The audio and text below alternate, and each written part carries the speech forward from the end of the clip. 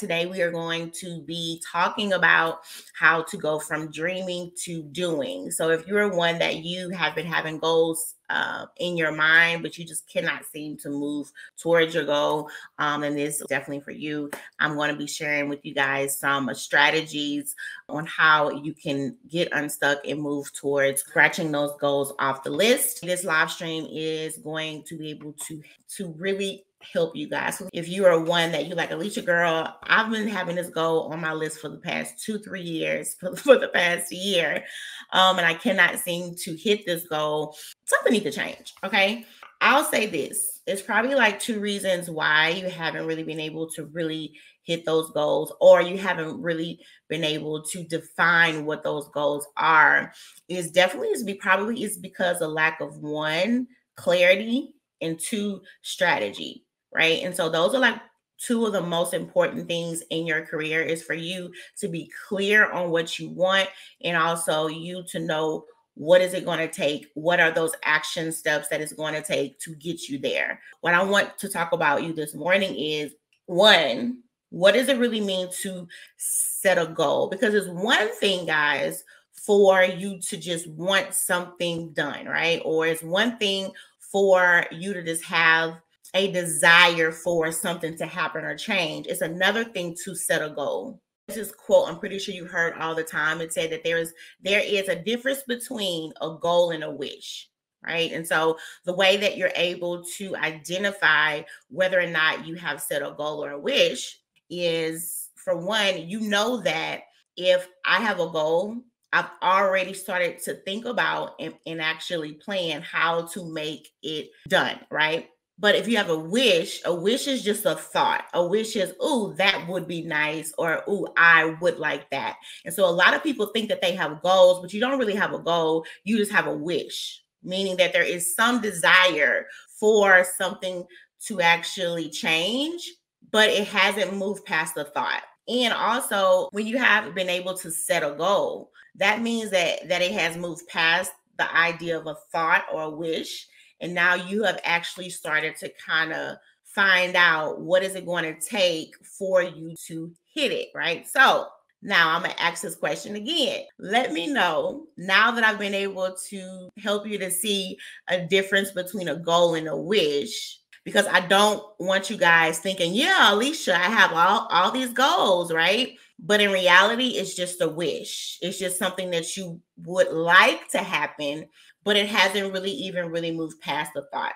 The first part of this live stream was me wanting to show you how to take action. How are you able to move past the thought of, okay, I have been able to get clear on what it is that I want. Now it's time for me to make a plan and for me to actually start to take the steps there. Now, so I'll say this, I am a huge overthinker. And I'm one that you can have different things about you, right? That you just are, or you could just prefer for things to be a certain way. But I also believe that you have the power to be anything and anyone that you need to be, right? So I said that because I am a huge overthinker.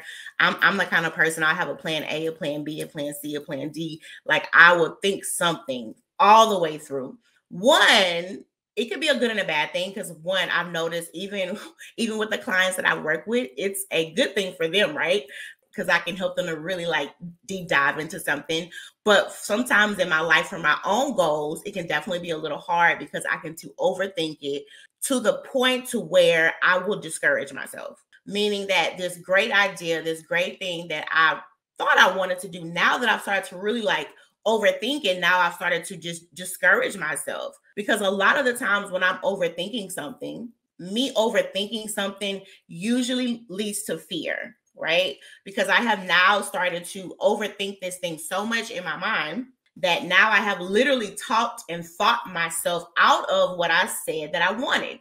And so I want you guys to start thinking and start to even ask yourself, do you overthink yourself? Do you think yourself out of your goals? Do you outthink yourself out of those things that you wish? Because I say this, even if you are one that you don't really have a goal yet, all you have is a wish, a goal starts with a wish, right? So I'm not saying that it's a bad thing. The only time it becomes a bad thing is when you can't move out of that wish phase and you are not able to move into having an actual goal set.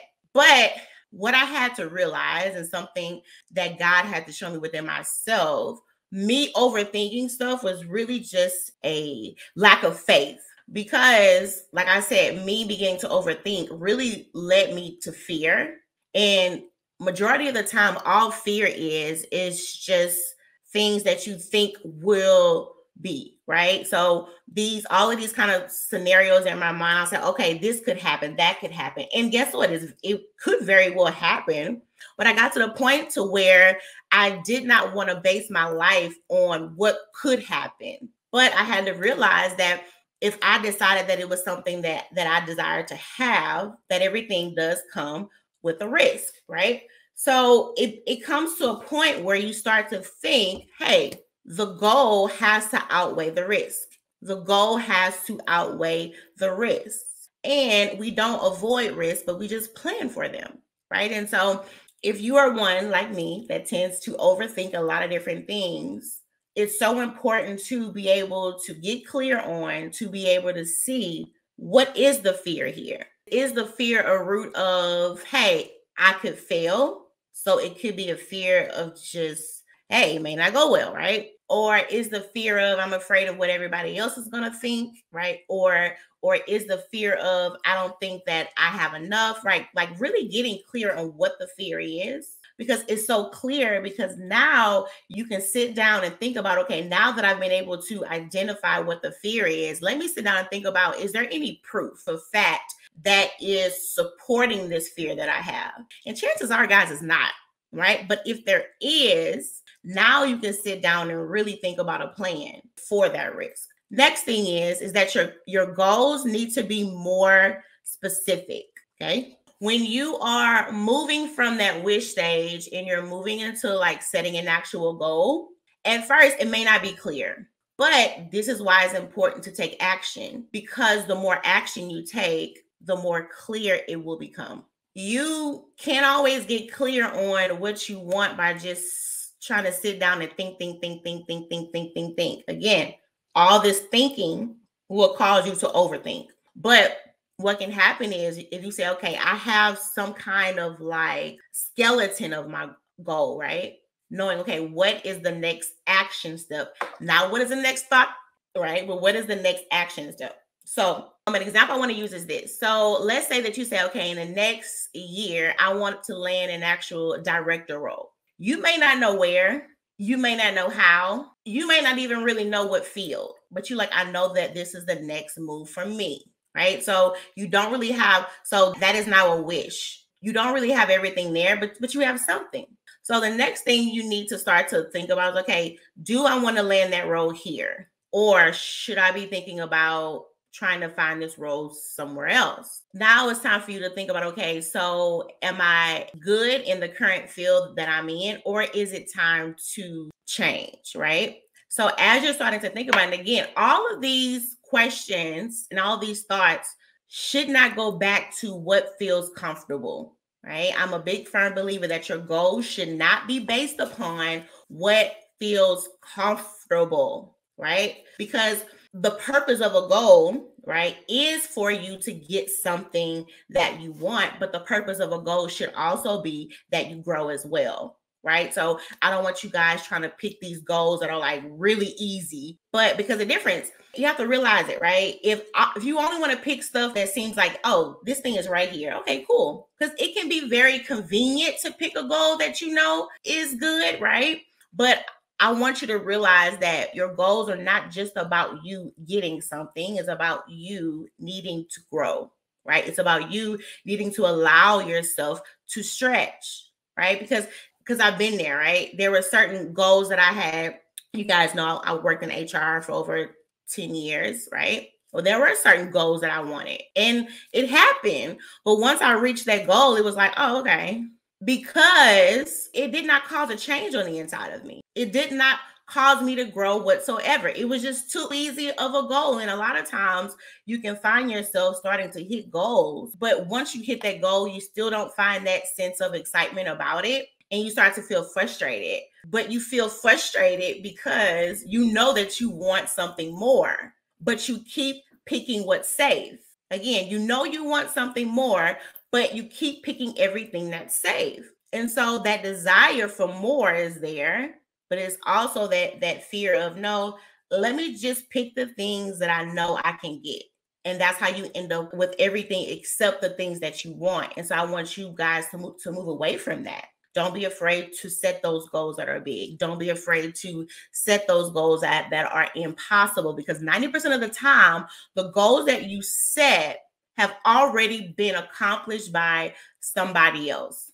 So that lets me know that if somebody else has done this, then it's not impossible. But I know a lot of times it doesn't always feel that way. You be like, child, I can't do this. Though there's 2-3 million other people in the world who have already accomplished this goal, but you have told yourself that you, for some reason, can't.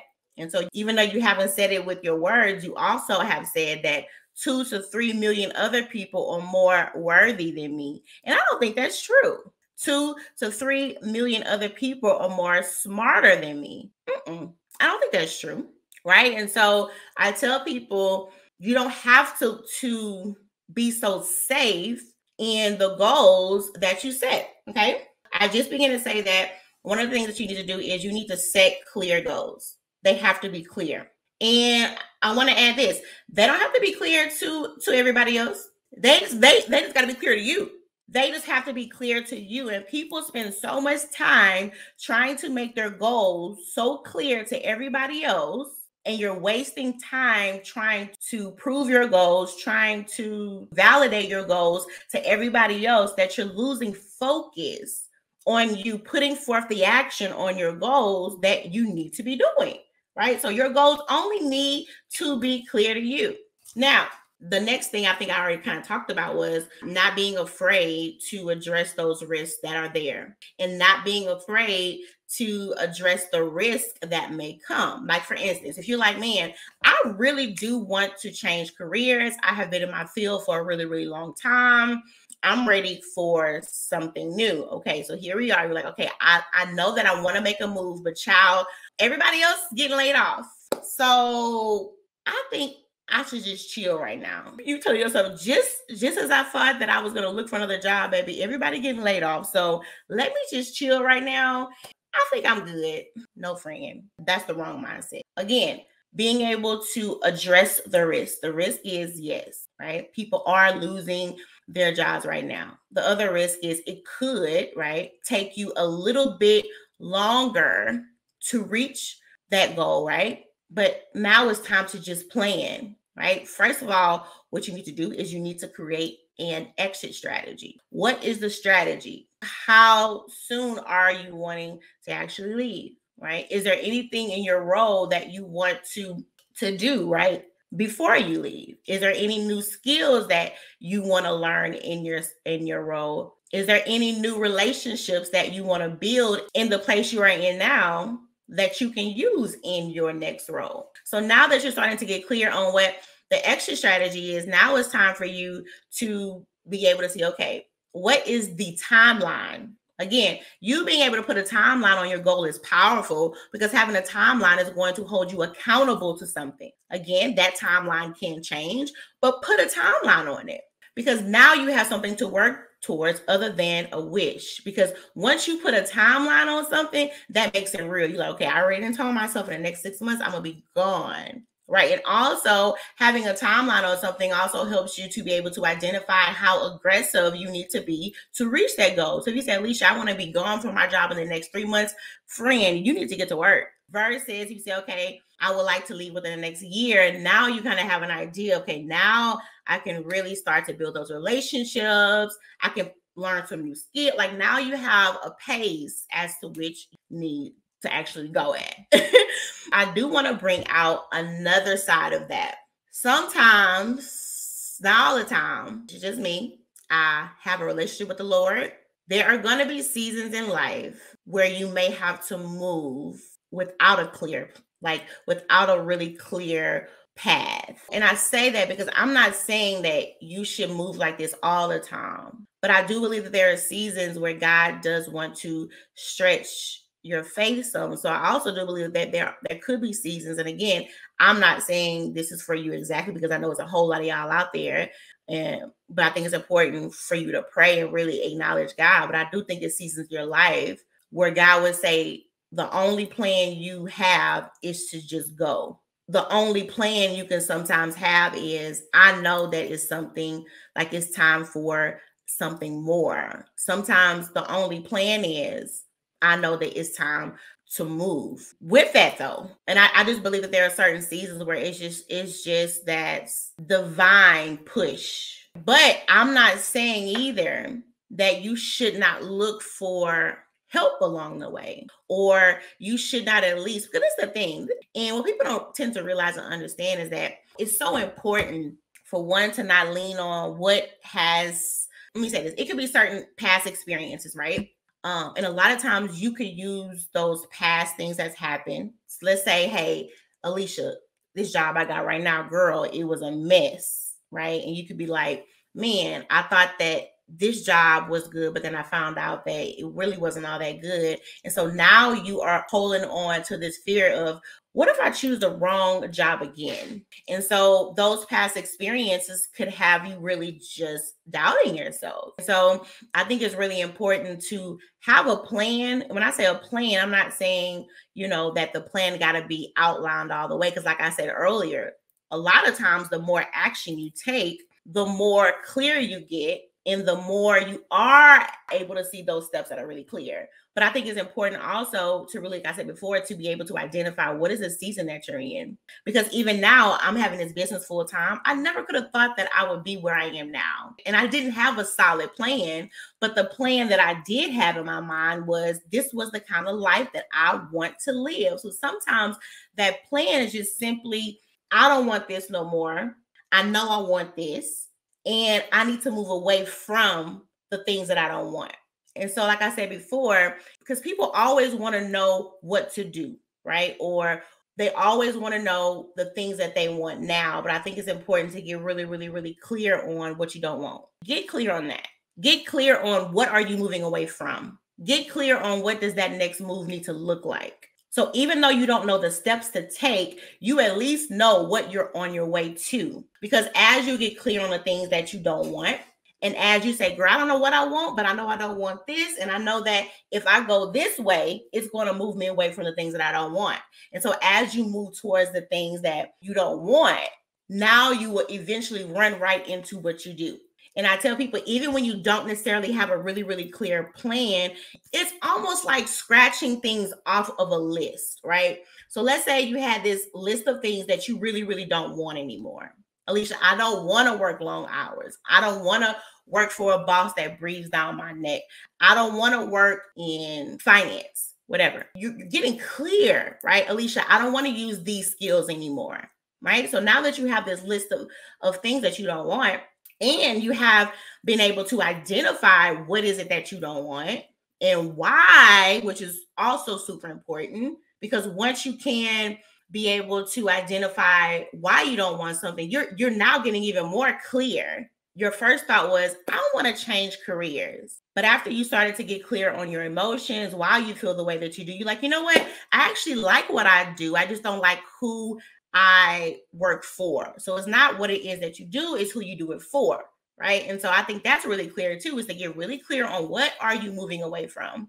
Even if you don't have a plan, you know that if I go this way, I'm going in the right direction. And so, Amaris, I hope that helps you to know that you may not have a clear plan, but if you get clear on the things that you want, you can move away from the things that you don't want. And as you move towards the things that you do want, then your path will get clearer and clearer. And I say this because I know everybody don't want to own their own business, because I definitely don't think it's for everybody. I do think people need to find ways to have other streams outside of their job, but I understand that everybody may not want to own their own business. But if you do want to own, right? Again, I'm all about being strategic. If you do want to own something on your own one day, you need to be more strategic about the jobs that you pick. So you can start gaining the skills that you need now to run your own business. You need to let your job Let that build your dream. And think about it. Having to run a business, you're definitely going to have sales. You're definitely going to have just all kind of stuff. You're going to have marketing. You're going to have all these different things in your business that you're going to have to do. You need to pick the jobs that's going to give you the skills to be able to run your own business. So when you run your own business, you don't feel like you are starting from scratch, right? But you've already been able to really gain those skills. And also, I tell people, if you want to build something on your own, start to build relationships with the people that you eventually want as customers. So for instance, the example that we just saw, if I was you, and I know that you said you want to do it in 5 years. Now, as far as the 5 year, I don't know why is it 5 years, so I don't want to just throw out any advice. But you definitely want to, or eventually start to build relationships for the people that you eventually want to just sell to, right? Again, so when you leave your job, you're not feeling like you're starting from scratch because you've already start to put in the work. And also you being able to put the work in now, that is going to make you just more attached to the goal. Because in your, like, trust me, there are going to be times where you're going to get discouraged, right? You're like, man, I know that I want this, man, but it seems like it's not happening.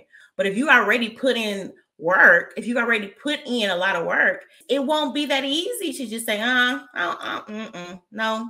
It won't be so easy to just give up on that goal because you've been putting in the work. And so even now, even though you say that's 5 years down the road, start putting in the work, right? And I tell people, you may think, hey, this dream can happen in 5 years, but you never know. When you start going all in, it can happen in 3. It can happen in 2.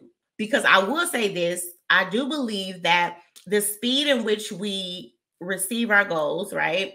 Or the speed in which those goals are hit, 90% of the time, it is on us.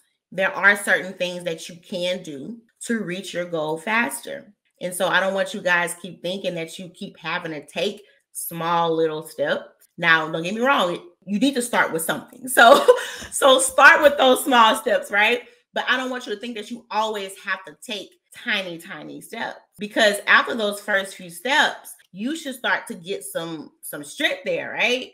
You should start seeing yourself operating in a way that you didn't think that you could. And that should make you want to go even harder for yourself, because you guys cannot keep hitting all of your goals at work and you're not hitting any goals in life. You cannot keep hitting all of these goals at work and you're not hitting any goals in your life. Do not make your job more successful than you are. It will take sacrifice. It will take work. Just think about, you just get down and just focus for the next 6 months where you could be, not allowing any excuses to stop you or any fears. But if you could just get serious for the next 6 months and say, man, I'm going all in on me. Just think about how your life could change. Just think about how far you could be. Just simply betting on you, just simply going all in on you. And so when it comes to you guys moving out of this state of being stuck or feeling like, man, I just feel like I just can't get to the place that I desire to be, I want you guys to think about what can you do to build momentum? Because a lot of times that's really all you need. It's just something to just get you started.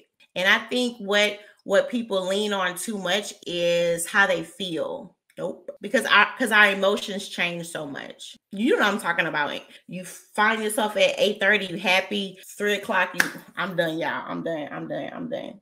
So I don't think that we need to put so much on our emotions, but I do think that we need to really focus on, am I moving in the right path? And so if all you're doing is you're wanting to wait for some emotion to come, you may be waiting a while, especially if you are in a job now where you're not happy at all. It can be hard to find that excitement to look for a job, especially right now with everything going on. It can be hard to gain that, okay, no. So you have to tell yourself right now is not a season of, I got to feel like it. You got to tell yourself, this is a season where, look, I got to do what I got to do, because so much is riding on this. It has to come to a point where you're in a season of, I don't feel like it, but I know that I need more. It's just you having to train yourself that I won't let how I feel just run my life. But you get to a point where purpose has to run your life, and you have to be able to realize that your emotions and your overall purpose a lot of times will not be in alignment. Because in order for you to reach that goal, it's going to stretch you beyond yourself. And a lot of times our emotions, they are almost joined with who we are right now. So anything outside of the things you usually do, anything outside of this your average comfort zone, anything outside that line, friend, them emotions gonna be whoop, whoop, whoop, whoop. They like, calm down, like, wait a minute.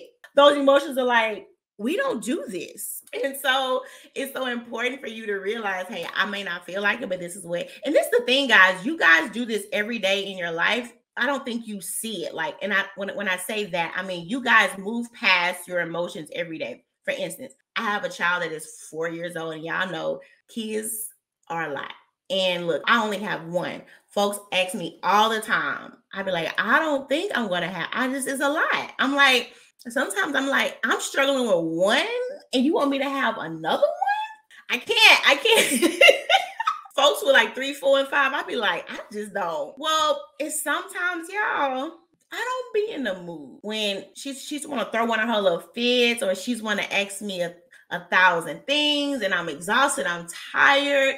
My emotions is saying, girl, go sit down. My emotions is not there, but my purpose is motherhood. My love for my child will have me to sit there and talk with her about stuff that I really just don't care about. So at that moment, I'm having to override how I feel, and I'm having to operate in purpose. I say that because, again, you guys do this all the time. You guys override how you feel all the time. You guys push past those emotions and do what you need to do. Times when you've been in relationships with men that you knew you shouldn't. You knew he went out there for the 5th time and cheated on you. And guess what? Your emotions are hurt. You feel disrespected. But you know what you did? You overrode them emotions and you went back to them. You ignored all of the red flags. Child, you ignored the hurt, the pain, the shame.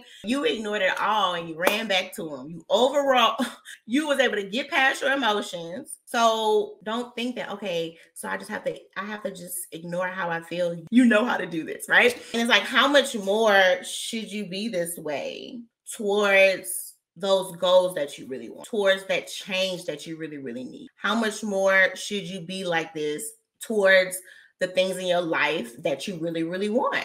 But it comes to a point, y'all, where you got to say enough is enough. You have to say enough is enough. It comes to a point where you have to say, I'm holding me back. Again, being self-aware, holding yourself accountable, where you say, nobody else is in my way but me. It's me. And then thinking about, what is it going to cost you to stay where you are? Being able to identify, what is it going to cost you to stay where you are? I don't think people understand what they lose, like what is being lost when they don't take the action that they know that they need to take. And not need to take, but the action that they take, the action that they should have been took. This is not just oh girl, leave your job. No, this is something for you to examine. Anything in your life, in your career, with your friendships, with your spouse. You can literally use this live stream for any of that.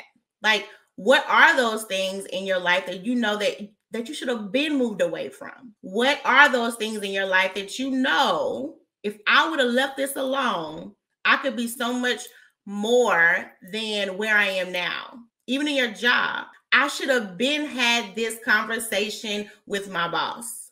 You can say, I should have been asked for a raise. I should have been raising my hand up to share the ideas that I have, right?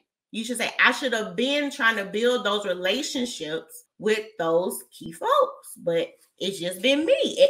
Every time I get to the point of where I know that it's an action I need to take, fear comes, self-doubt comes. And the reason why these emotions come, because it really is just basic science. Like, your brain it'll cause you to feel fear whenever you try to do anything new. Like your brain is like, wait a minute, hold up. We don't do this. This is something new. Stop. And so you find yourself just fear is just rushing in now because your brain is like, chill. How do you know that there are certain things, certain times in your life, certain seasons where you like, brain, you may not understand, but God said go. So brain, you better just hold on for just a minute and enjoy the ride because we're about to go, right? And so it's important for you to get to a place where you don't live your life based upon fear or self-doubt. And I see this so much in the clients that I work with. Got so many receipts, so many results, so many successes, but they cannot bring themselves to a point of just self-belief, right? They cannot bring themselves to a point to where they can get past them feeling insecure. And a lot of this stuff comes from, I say this all the time, a lot of this stuff comes from my childhood. It comes from just past things that we went through, right? Especially if in your family, if you was the one that kind of just held everything up all the time. If you're like the actual, I forgot the word that they use. You're the backbone of everything. Like you the one that hold everything up. Like all your friends, they always come to you for all the answers and support. That will breed imposter syndrome because everything in your life has told you you're the one, and you would think it would be the opposite. You would think, man, if everybody else has so much faith in me, then I should be sure. It don't work like that. It will have you feeling even more insecure because now it's some kind of pressure there of I got to do right. I got to perform. I got to always be at my best because I got so much riding on me. Because everybody else sees you as so capable, right? That breeds imposter syndrome now because you're like, look, Alicia, when I step out, when I do make a move, it got to be right, right? Because everybody around you has always pumped you up as some kind of, you don't want to go to. So now when it's time to do something for you, you put that same weight on you. Hey, you got to do right. You don't give yourself no grace to fail. You don't give yourself no grace to just try something. No, because every time we step out, we got to step out right. And you don't realize that right now, you don't need right. Right now, you don't need right. What you need is growth. What you need is to stretch yourself beyond where you are. What you need is for you to understand and realize and to give yourself grace to do something new. And so you have all of this from everybody else, right? And this is what happens a lot. When you live your life like this, you get the, oh, girl. Oh, girl, you this. Oh, girl, you that. Oh, you get the applause and the claps from everybody else and you're miserable. Everybody else is saying, girl, you should be happy. What's the problem, girl? And you are miserable. You have now created a career. You have now created a life that everybody else enjoys but you, because you have not released yourself from, my life is not a stage. I'm not here to perform for anybody. My life is a way that I can, use my skills, my gifts or whatever to glorify God. That's it. I'm not on the stage trying to perform for anybody. I'm not on the stage to sing the right songs for anybody. I'm not on the stage. No, but a lot of you guys have made your life a stage to where you got to do the right thing. You got to show up a certain way. Everybody got to agree with everything that you do. Everybody has to just validate everything that you do. You could have a great idea. God could have been putting something on your heart for months. But if the people around you don't agree, I ain't doing that. You live a life of performing. And this is the reason why you don't know who you are. This is the reason why you feel stuck. When you find yourself in a box, you find yourself trapped. You find yourself almost just living a lie. But as long as everybody else is pleased, no. What that does is that breeds bitterness. Now, the same friends, family that's, girl, you doing good, girl. The same ones that Now you are just bitter at them. But the only person that you have to blame is yourself, right? Because they're meant more than your happiness. They're meant more than your purpose. But now you come to a point where you have to make a choice. Will I continue to build based upon what seems comfortable, based upon what seems safe, based upon what seems acceptable? Or is it time for you to get clear on what you need right now and be willing to take the risk because you are worth the risk, right? And move into what it is that you know that you want. Even the clients that I coach, I tell them all the time, I'm like, yeah, I'm here for this, but it's so much more than just your job. It's so much more than just a role, or it's so much more than that. And I tell them, I'm not trying to change how you are at work. I'm trying to change you, because once you fix that, once you fix this, friend, all of that is going to fall in place. Once you get clear on the life that you want, and you get clear on what you want and what you don't want, everything else is going to fall in place, right? But the reason you find yourself stuck is because, again, you keep leaning on fear and you keep leaning on what everybody else thinks. But you get to a point where you're like, you know what? I'm not doing this no more. And you start to identify what it's costing you. And especially of us who have kids, or even if you desire to have kids. Now that I have a child, I see now that it's even more important to, like Alicia, you got to get your stuff right. You got to get yourself right. Like, you are raising a child and she sees everything you do. She sees how you respond, and so it got to be more than just about you. And even if you don't have kids, sometimes it's like you got to be able to be the example of what's possible. It's so important for us to see that a lot of our ways are just self-sabotaging. And I know I don't sound like an average coach out here, because all these career coaches be like, fix your resume, girl. Go apply. But friend, okay, hold on for a minute. Hold on. We're going to get there, okay?